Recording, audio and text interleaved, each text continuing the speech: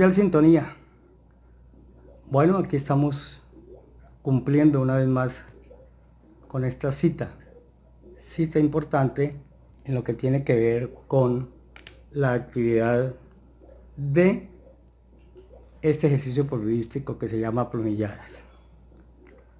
Hoy es domingo 6 de diciembre y hoy tenemos la tercera parte de ese trabajo que hemos hecho con motivo de los 57 años de vida municipal de nuestro querido Agua de Dios. Hemos tenido con doña Nancy Ortiz y con Carlos Cardona pues temas muy especiales recogidos de esa vivencia de juntos de los personajes invitados, y he tenido pues una especie de recordación en unos apuntes que yo tenía precisamente donde estaban los nombres de los alcaldes designados, en qué fecha fueron designados, de las curiosidades, de todo ese trabajo que se ha hecho y que también yo lo publiqué en las páginas 4 y 5 del periódico de este mes de noviembre, del pasado mes de noviembre. Con eso se guarda la historia, los archivos, para que ustedes recuerden esta fecha especial. 57 años de vida municipal de Agua de Dios. Y hoy tenemos la última parte que le traemos a ustedes. Como yo me despido ya en la parte final, entonces con la colaboración, lógicamente, con el agradecimiento a todos nuestros oyentes y a quienes nos ven en estos Facebook Live, porque tenemos que reconocer que nuestra página web www.plumasdelpoder.com y el canal de YouTube, donde sacamos todo lo que nosotros hacemos periodísticamente, ha tenido excelentes visitas. Y ahí están, ahí permanecen, ahí quedarán para la historia. 2, 3 años, 4 años, ustedes pueden abrir, mirar, y ahí está precisamente este ejercicio como el que hicimos en la primera parte con el gerente del sanatorio de Agua de Dios. Seguiremos, lógicamente vamos a seguir con Plumilladas, como lo digo yo al final de la grabación. Hay varios temas que van a salir. Muchas gracias por su sintonía, lo estamos invitando a que vean esta última parte, donde también hay temas interesantísimos, apuntes interesantísimos, y a ellos nuestro agradecimiento a Carlos Cardona y a doña Nancy Ortiz por haber asistido acá a nuestra sala de grabación, como le decía John, lo que ya se ha convertido en las esquinas o los puntos principales de nuestra residencia. Bienvenidos a esta tercera parte de Plumilladas, 57 años de historia de vida municipal de nuestro querido Agua de Dios.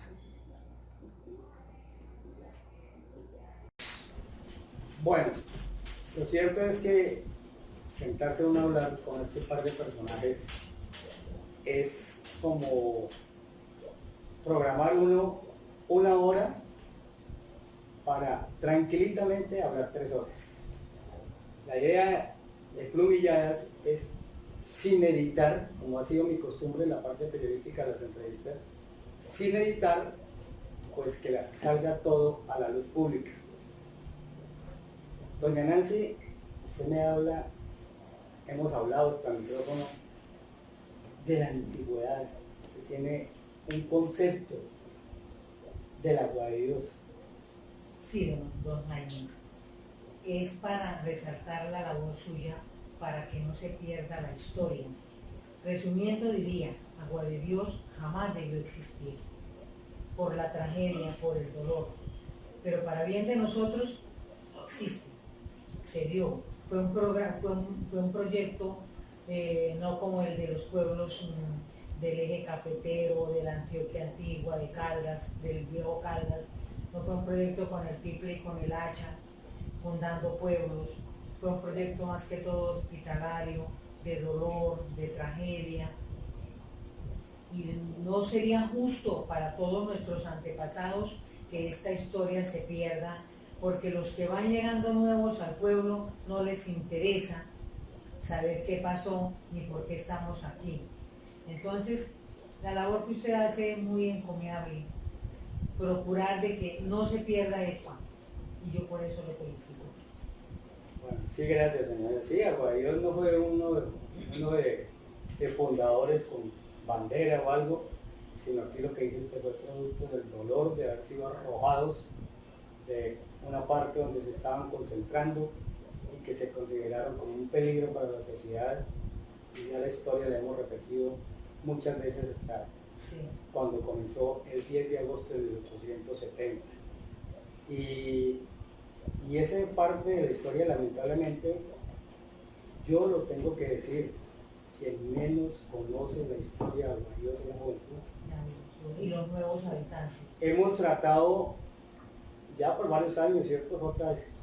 Estoy hablando de esto desde el centenario, de que haya por lo menos una cátedra obligatoria en el Colegio Miguel Uria que toque la historia de Aguadíos. Yo ahorita cuando estuve con José Hansen tuvimos la oportunidad durante 2 o 3 años de ir a dictar conferencias a los grados 10º y 11.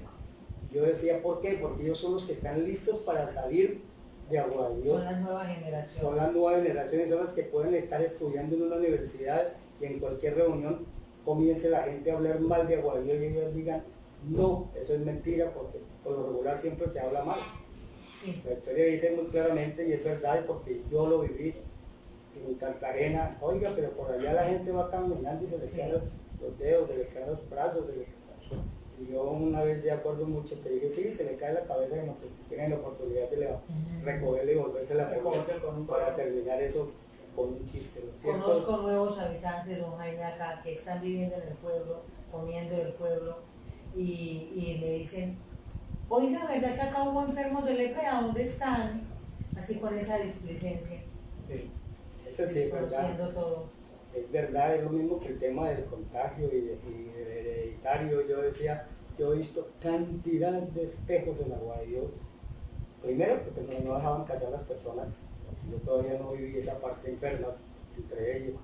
Pero posteriormente se casaron enfermos, hijos, nietos, bisnietos, por tachos. O sea que eso de hereditario. Yo le he contestado a las personas, ojalá esos primeros habitantes ilustres que fueron traídos a la fuerza, pero que para el bien de todos llegaron, estuvieran todavía. Adolfo León Gómez, un maestro Calvo. Ojalá estuvieran todavía los personajes. El mismo primer consejo, que yo creo que sobrevive apenas don Carlos.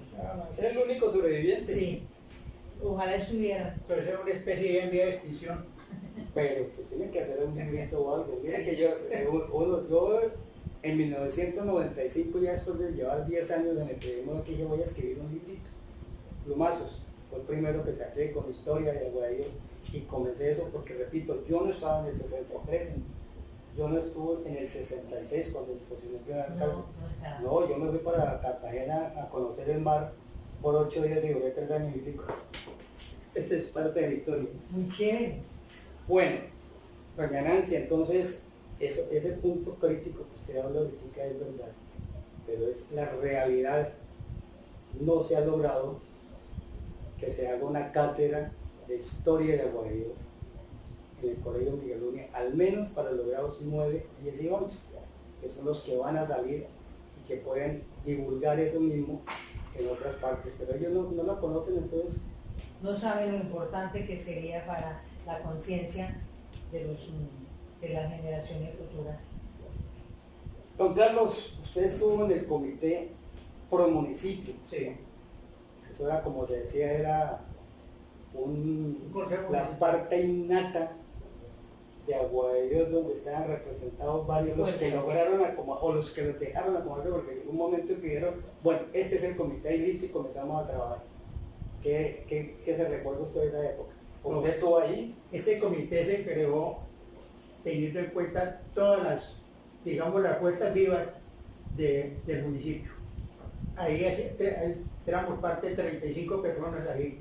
Estaban representadas la curia, los militares, la salud, los profesores, la Junta de Dirección Comunal, las colonias departamentales, los sindicatos.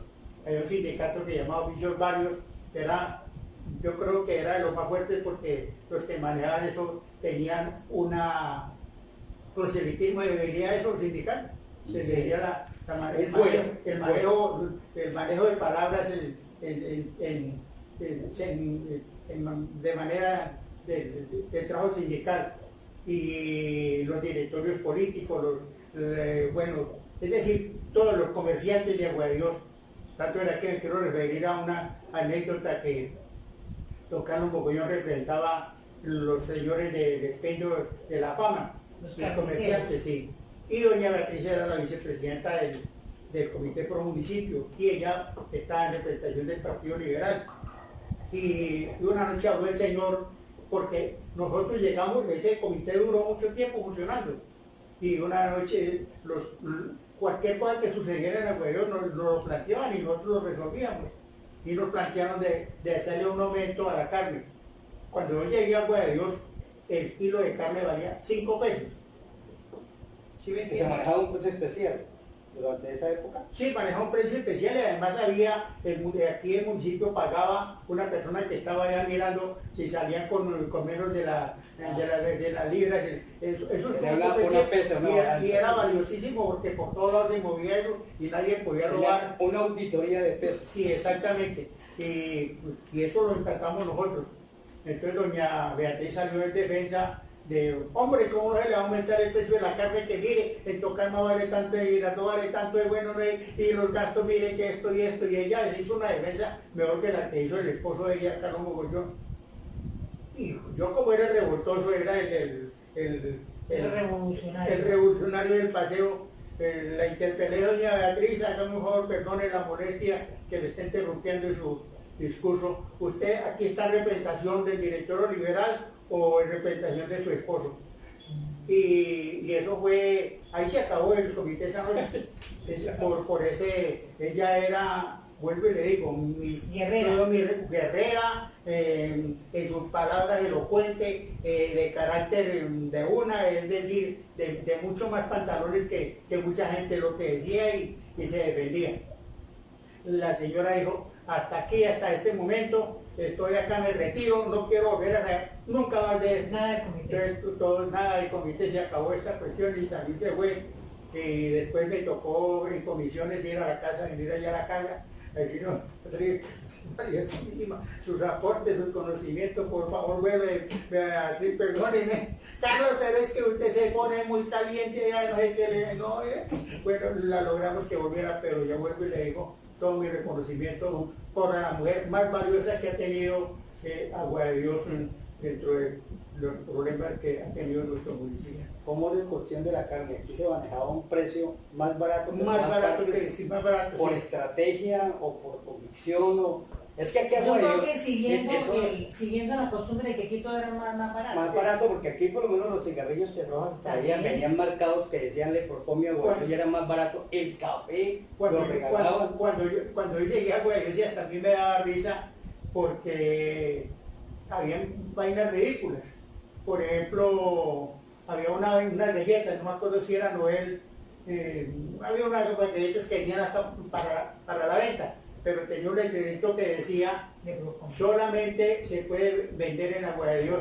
Y entonces yo no entendía eso, yo lo relacionaba con el almanaque de Víctor, que se nos creerían tan tanillos los gringos, que traía un colgandejo del almanaque de Víctor y decía, este colgandejo es para colocarle una puntilla. Yo decía, esta gente de la fábrica solamente puede vender en Agua de Dios.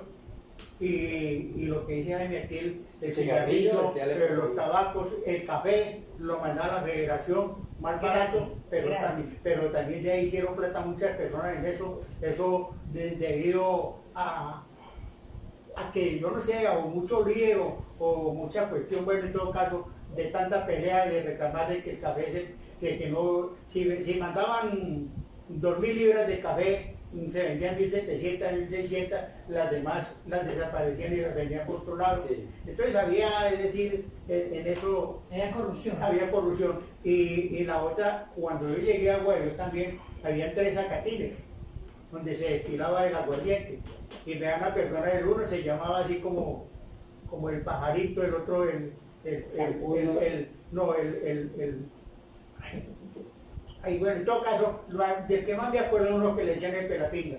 Por aquí el Ocho. El Ocho, yo lo visité, eso tenía una tubería de cobre y allá metían allá, bueno, pues que venían destilando aquí en las goticas y ese señor, los que veían eso, porque aquí era prohibido la venta de cerveza en Agua de Dios y el licor, entonces una taleguita de pique, el señor trae sus botellas y disimuladamente llegaba, cuántas botellas le dejo y por todo el pueblo, lo mismo la cerveza.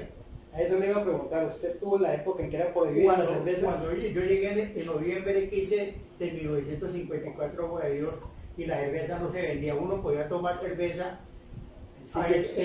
abajo en el oval, en la casa de Zacarías. Y en la tienda de mi papá. En la tienda de su papá. La Germania era en ese tiempo. Sí. Y en la casa de Zacarías Guzmán, llegando al puente, sí que hay, casi al frente de Don Ramón de la Ponderosa. Ahí vendía para uno tomarse una cerveza.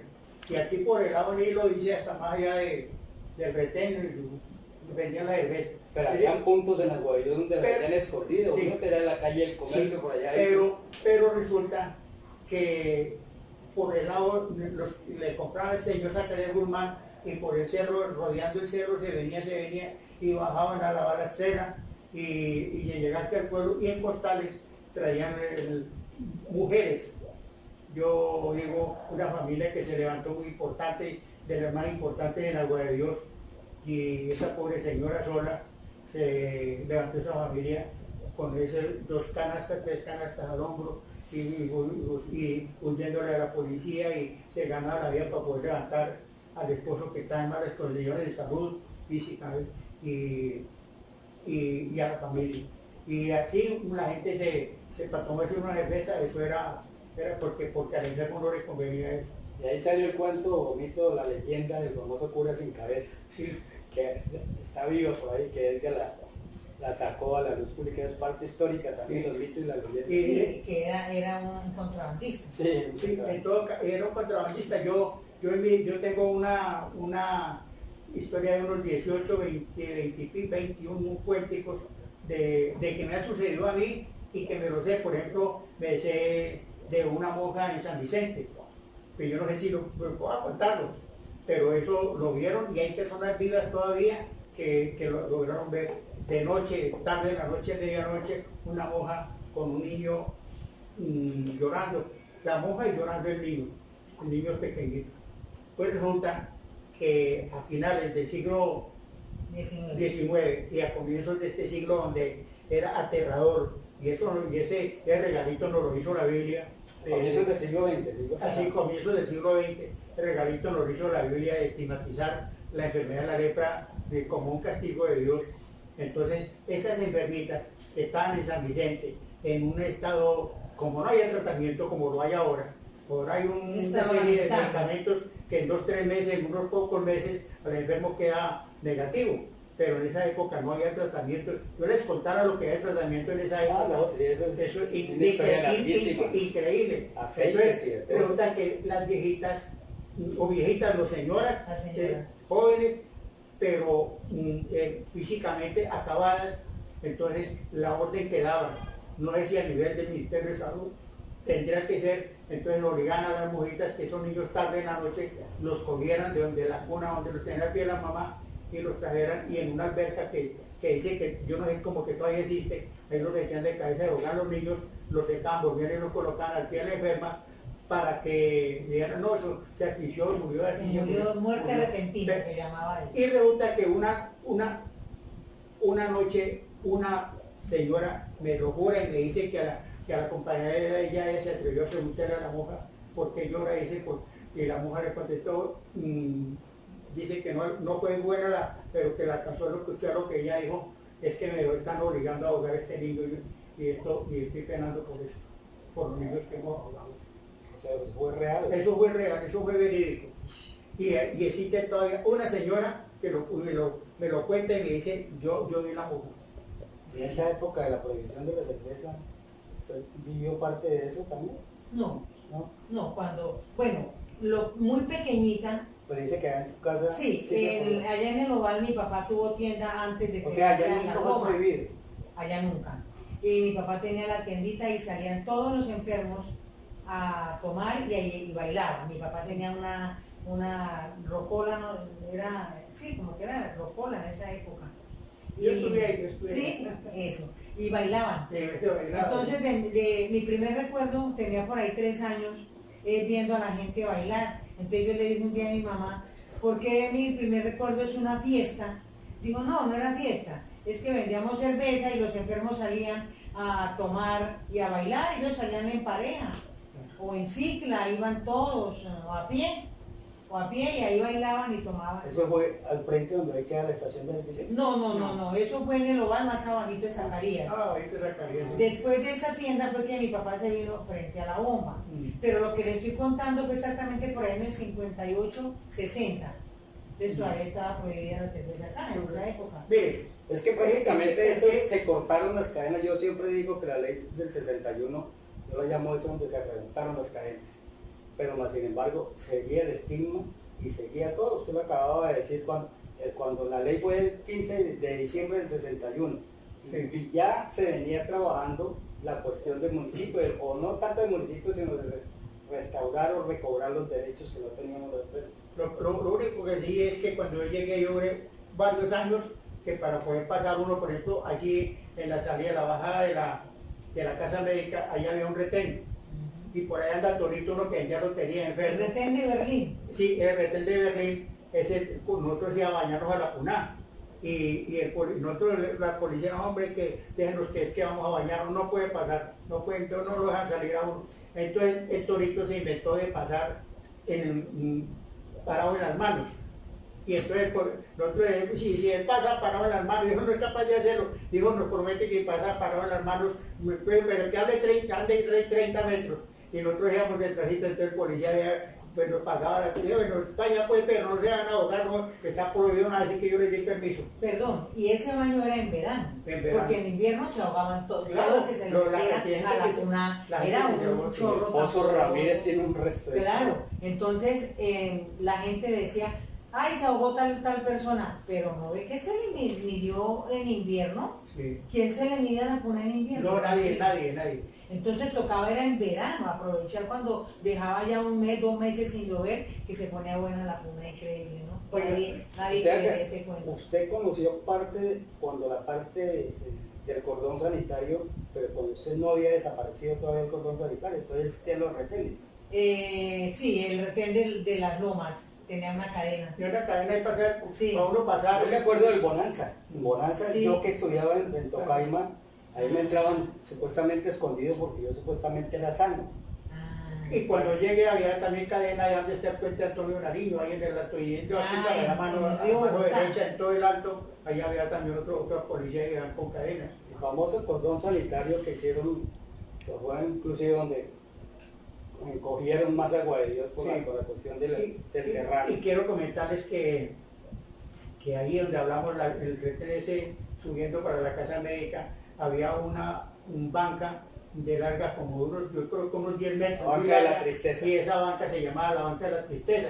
Y se llamaba porque era que la gente sana, la gente que quería hablar con uno, el policía le ponía cuidado, permitía que se entrara en la banca. Digo, vainas absurdas, ridículas, pero hay veces que uno se ponía a pensar cuestiones como para que García Márquez las hubiera escrito, ¿no? ¿Cómo es posible que podía pasar y sentarse uno en la banca, pero que no va a pasar el enfermo para acá, ni el enfermo salir para allá, para el lado de Berlín? Ahí había Y esa 3 banca, puntos. se acabó. Me da tristeza y me duele que hayan quitado eso, como han quitado muchas cosas, como se acabó la balastrera. Esa banca no la quitaron, la desarmaron unas personas que todo el mundo sabe quién fue, que fueron y rompieron para sacar el hierro, para construir una edificación, que la construyeron, digamos que unas Sí. 3 cuadras, 2 cuadras más para acá. Eso sí, yo sé quién es. La banca de la tristeza, Ah. esa era la banca de la tristeza, se dice porque dicen que se despedían las personas.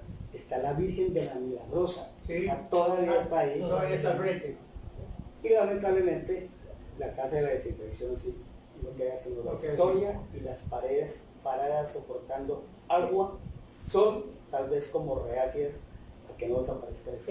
Esas partes que uno conoció y lo de antes, pues como que, o sea, era que se pega uno mucho a esas situaciones, pero por ejemplo me duele que esas bancas bonitas que hay en el parque principal, en granito y en colores, pudieran desaparecer. ¿Cómo me duele eso también? ¿Cómo me duele que ese desplumadero que haya desaparecido? Era tan tradicional. Hombre tradicional, cuántas historias, cuánta gente reunirse ahí. Dicen que se cayó el árbol porque le hicieron mal cuando construyeron y remodelaron, no pudieron. Sí.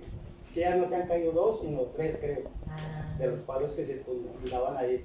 Sí, eso de las bancas, sí, el antiguo parque podía podía tener desnivel, podía tener, pues eso se hubiera podido modernizar o cambiar. Y yo creo que no exagero ni soy tan no bendecido, pero yo pienso que el parque que tenemos antes es mucho mejor que el que hay ahora. Claro. Oye, porque hasta los árboles que dan la sombra, hasta eso los quitaron. Nomás hablemos de las bancas eran muy bonitas, y pensar que ni siquiera se preocuparon por arrancarle, no, eso por allá me llegaron fotos y yo las publiqué todas desbaratadas. Es que la historia... La otra cosa que me duele, y yo no sé por qué yo sufro por eso, porque sea por lo que yo lo viví, lo conocí, pero cómo me duele esos lavaderos de los chorros, cómo me duele el agua fría, el agua esfumada, el agua caliente que ve allá, lo arregladito, cómo me duele cómo han talado los árboles ahí, cómo han ido tumbando el monte ahí. Don Carlos, a raíz de que estamos manejando el Hotel Los Fundadores, he perdido mucha clientela. Porque la gente que llegaba a su restaurante iba para allá. Buenas, venimos a estarnos 3 días, sí. 4 días, 5 días para bañarnos en los chorros. Ay, su merced, lo que pasa es que ya no hay baños. Ay, no, ¿cómo así? Entonces nos toca irnos para Tocaima. Sí, la verdad es eso. Nancy, lo que usted acaba de decir, yo sé que cantidad de gente, porque lo he hablado con ellos una vez en mi barrio, Santander, vive gente que el médico en Bogotá, antes de venir para acá, le convulo con su dolencia, vaya para Tierra Caliente. Doctor, que nos recomienda Tocaima, dijo, no, váyase mejor a Agua de Dios, no es tan húmedo y hay unos baños allá, y el mismo médicos en Bogotá recomendando que venga y acá hacen los besos. Ese sitio que era, yo creo que lo más importante que la vitrina, yo la bauticé la vitrina. No, Jaime, decía un tipo que sabe de aguas, que hay 3 tipos de agua por el estilo: Agua de Dios, sí, Santa Rosa y Paipa. Exactamente. Y sabe agua caliente, agua fría, sabe cómo lo bautizado es, sabe cómo lo que yo he charlado por ahí con la gente, sabe cómo yo bautizo. Esa era la carta de presentación de nosotros. Sí. Yo le decía la vitrina turística. Hoy en día yo tengo guayabo de ver cómo está el Puente de los Espíritus. No pertenece a Guadios, pero hay parte de la historia de... Ahí está. Sí, hay parte de la historia de ahí parte. De hecho hay un libro muy importante, muy mágico, que retrata toda la historia del pueblo, se llama El Puente de los Espíritus. Sí, y está apuntamientos, yo le toqué uno de Diana Obregón también. De la señora Platarrueda. Claudia Platarrueda. Claudia Platarrueda. Está el Puente de los Espíritus y está también el... Y Elena Peroni también en el libro narra... Elena Peroni, sí. Ay, mágico. Y la otra que también, debido a la tala de árboles, al descuido, al mal manejo que se le da a los recursos naturales, nosotros teníamos 5 quebradas. Ya las quebradas, estaba la Ortiz, estaba la Puná, estaba... bueno, no me acuerdo. La de los chorros. Es lo mismo que los nacimientos de los chorros. Que han ido desapareciendo. Esa agua se fue desapareciendo. Teníamos el agüita de agua fría que nos llegaba, había una pileta en el parque principal. Yo no sé si usted la alcanzaron con, y ahí llegaba uno a recoger y la gente llegaba en un frasquito a recoger agua porque agua de agua fría y esa pileta la acabaron. Y el producto municipal que está donde debía estar el Coliseo América, también eso lo... También. La historia ha desaparecido muchas cosas importantes de Aguadilla. Y lo estamos criticando, ¿no? Estamos diciendo lo que por abandono y negligencia y por descuido se ha ido abandonando. Sí. Sí, pero sobre todo lo de los chorros hoy en día sí da grima. Bien lamentable, muy lamentable. Grima ver cómo está eso con la alcahuetería de los alcaldes directamente. Porque los alcaldes son los que tienen que tener. Es lo más lamentable que le ha pasado últimamente a Guadalupe, la pérdida de los chorros. La pérdida de los- Eso, Porque eso es era- lo era- principal, sí. Era nuestra sala. Sí. Y Y tenemos nomás en todo el centro. Era San Rafael. San exactamente. Rafael, que fue el primer hospital de Agua de Dios, El primer hospital. construido para eso, Sí. donde después fue donde estaban las niñas que Se comenzó a llegaron. construir en 1920, hace 100 años. Historia. Podríamos demorar tiempos. Y se han ido perdiendo muchas cosas, por ejemplo, la balacera. Yo no había como familias que no fueran por las tardes después de vamos para la balacera. Yo fui muchas veces que me bañé y también por negligencia, por descuido, permitieron que vecinos fueran echándole tierra a eso allá, fueran tapando, Para fueran secarla. llenando el rastrojo, que porque uno alegaba que era dueño, después con el tiempo se supo que no era el dueño y lo que quería apoderarse de eso, y no hubo autoridad, no hubo nadie que dijo, no, pues cómo. Hoy en día pertenece un poco de gente, resultaron propietarios Pero estaban propietarios de eso. y han construido con la venia de quién, De los alcaldes. o por derecho propio o por hacerse los locos y no meterse en el implante. Pero lo cierto es que allá es que hay construido allá cabañas y puntos especiales. Y... Que se supone que es una zona forestal que no puede haber construcciones. Sí. Bueno. Lo que pasó con el portón de la entrada a la Herrera, Ah, sí. los dueños después de tantos el años y punto nadie, de- pero Guadios nunca ha tenido quien lo lleve. Y No voy a dejar de hacerlo. Aguadillo nunca ha tenido quien lo llore, no lo olvides. pero yo quiero referirme a otra cosa. La ley 100, ¿cómo de pronto benefició a las EPS y de pronto fue solución para, a pesar de del mal manejo que hay en algunas EPS, pero la ley 100 nos perjudicó a nosotros en Agua de Dios. Mire, cuando yo llegué aquí a Agua de Dios, los médicos hacían aquí, empezando con la materna, atendían a la materna acá, operaban del apéndice, de la vesícula, de hernias, operaban de los ojos. Si tenía de una la muela nariz. dañada se la sacaban de una vez y si tenía un callo que le estaba molestando de una vez. se Tenía la gente de otros lados a que lo operaron en la Sí, clínica. bueno, en todo caso, toda esa cuestión que teníamos nosotros a llegar a lo que estamos ahora, que era el doctor Torres, lo decía ayer, ¿sí? Sí, en la entrevista. En la entrevista lo decía, sí, ayer lo decía, no, que aquí hacemos curaciones y que hacemos aquí cuestiones y que hacemos exámenes de psicología y que no sé qué, hombre, lo elemental que hace.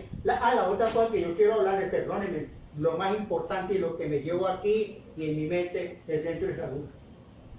Sí, el centro de salud. Lo acabaron porque a Tocaima no le interesa el hospital, no le interesa el centro de salud. Oye, ¿cómo compran una cosa o cómo salen de él que fue regalado por una familia holandesa Exactamente. de apellido Johan y por eso se llama el centro de salud, o Y- se llamaba el centro de salud Johan porque ya está el nombre del hospital. Y, Ahora el centro de salud. paulatinamente y con intenciones malignas lo han ido acabando poco a poco, hasta reducirlo ahorita a que la enfermera y el médico que atiende ahí y odontología, pero si alguien tiene necesidad de un examen de laboratorio, Don Carlos recuerda las cirugías que hacían de ojos. claro, todo Tenían un día a la semana Es a decir, operar. en el tema de salud también hemos echado para atrás. No, la ley 100 acabó con La ley 100 acabó con la salud, no solamente eso, que las CPS y todo, pero miren que les digo las CPS. Uy, sí. Hay una cuestión que a mí también me da tristeza, porque es que queda en todo el centro de Agua de Dios, Sí, de San Rafael, San Rafael, sí. esa capilla tan bonita que tuvo, Un orgullo para Agua de Dios. la gruta.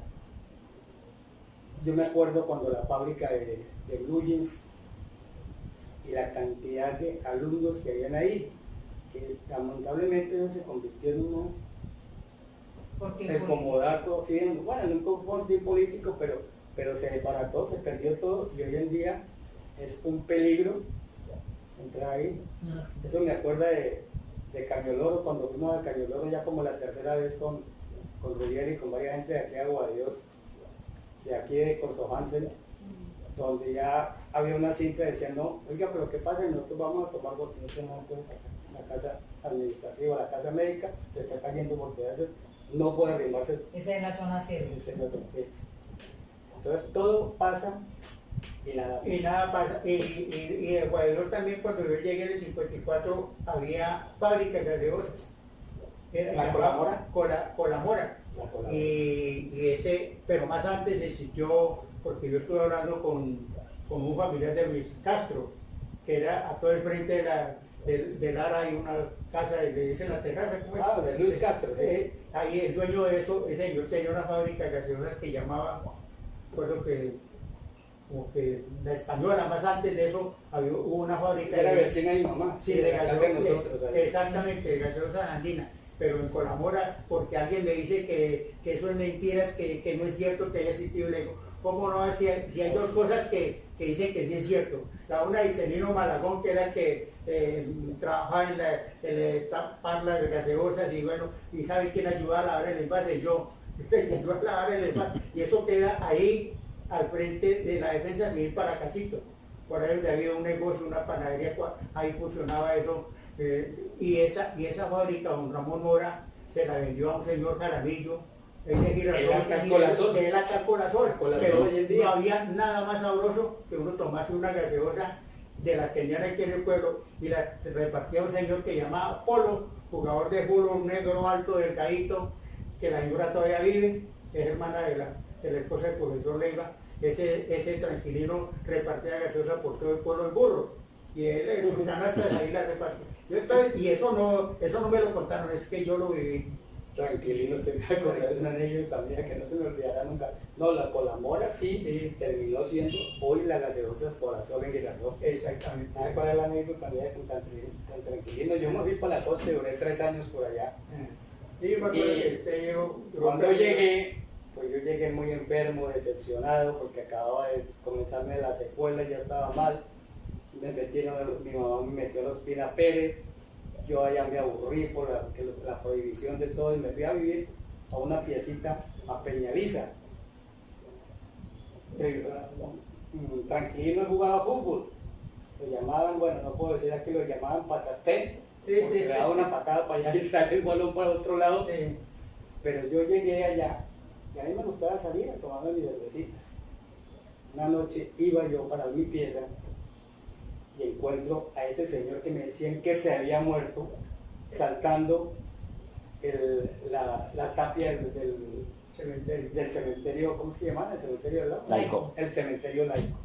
Que ahí me da un infarto, que ahí me muero, me quitó la borrachera de todo. Se salió este señor. Sí. Se salió a pasear como Jaime y se va a dormir. Esa es la famosa anécdota que tengo yo con Tranquilino, que murió muchísimo tiempo después. Bueno, doña Nancy, yo creo que hemos cumplido con 3 programas, por lo menos vamos a tener. Muchas gracias, don Jaime. Bueno, Jaime, muchas gracias.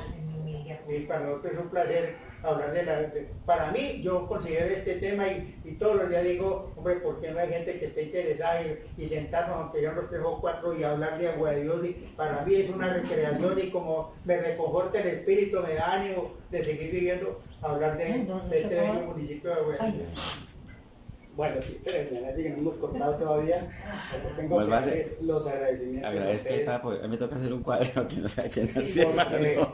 porque la verdad es que cuando se me ideé lo que pensábamos hacer este año, en los 150 años y en esta época, en esta fecha de hoy, el 29 de noviembre, pues era invitar personas, y lo he hecho.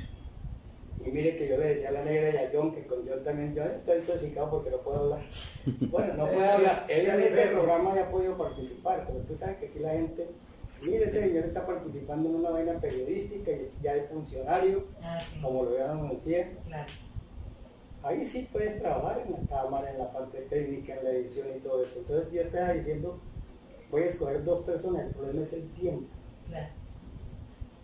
Y le voy a escoger a doña Nancy, a ver qué tiempo tiene, que diga de una vez el momento y luego yo llamo a Carlos. Y dije, puede ser que no sé qué, y comentábamos que plan B, nosotros siempre jugamos con el plan B. Por si de pronto ustedes no son tan amigos y díganme, doña Nancy, listo, a tal hora yo estoy allá. Don Carlos, listo, cuente conmigo, hemos dicho tanto tiempo que pensábamos para realizar esto, que lo mejor fue que ustedes nos dijeron sí a la hora que se está haciendo para este 29 de noviembre del 2020. La historia nunca la dejaremos pasar, eso nos gusta, eso lo llevamos en la sangre. Sí, Entonces, aquí seguiremos. muchas gracias. Aquí seguiremos y habrá la oportunidad de hacer otro nuevo programa de plumilladas. Ahorita que vienen muchas cosas. En el primer año de la elección del último alcalde, de la posesión del último alcalde, vienen balances de lo que se ha hecho, de lo que ha pasado, de lo que no ha pasado, de lo que se ha dejado de hacer, de lo que ha pasado y que nada ha pasado. Claro, se puede jugar con las palabras. Don Carlos Cardona, doña Nancy, usted la mujer primero, muchas gracias por A usted. Con venido. muchísimo gusto, Jaime. Don Carlos, tenga la plena seguridad de que esto por Dios nos sentaremos con Rubinis y vamos a partir de los 3 programas que vamos a sacar de esto sin quitarle una coma. Sin quitarle una coma, porque esa es la idea de nosotros, de que las personas expresen, todo lo que expresen salgan. Eso he hecho yo todas las veces con las entrevistas. Cuando yo entrevisto periodísticamente a una persona, bueno, periodísticamente por ética no se puede entrevistar más de 3 minutos, 3 minutos y medio, pero yo no lo edito, lo saco, como se dice. Libre expresión. Si uno se equivocó, o inclusive periodista, si uno se equivocó, pues aguántese, porque uno mandó ser tan...